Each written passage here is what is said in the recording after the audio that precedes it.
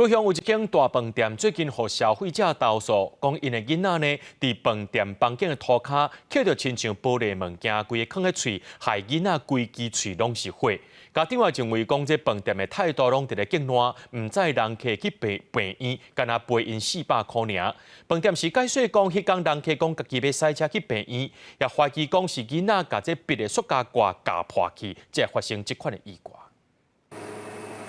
饭店的人员认真摒扫，不过若是有囡仔家长就要注意。有一位黄姓士伫网络投讲，17带囡仔来住这间饭店，囡仔伫涂骹捡到亲像玻璃有仔的物件。伊发现的时阵，囡仔的喙已经流血，赶紧联络饭店的人员。不过对方煞干那问讲，敢莫替因叫车，落尾饭店干那提出400块医药费，连打电话关心都无。也是说他们坚决说他们有要带我们去，是我们不要的。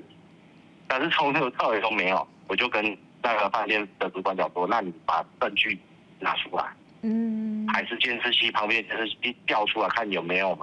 针对民众不满饭店的处理，饭店回应讲，迄天是民众讲要家己塞车去病院，嘛强调这是别个塑胶挂，不是玻璃，落尾也有替人去换房间。整理房间的时候有发现，就是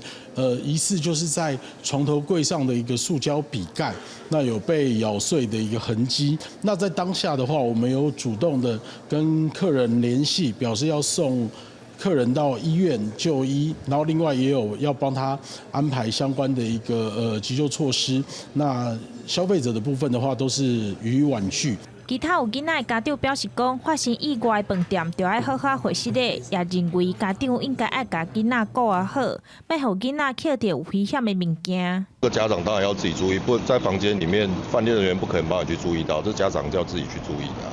黄先生表示讲，目前爱等囡仔空喙收缩，搁爱观察后壁排泄的状况。饭店也表示讲，19已经有打电话关心，希望囡仔会当赶紧恢复。记者钟义辉、顾昭勇高雄报道。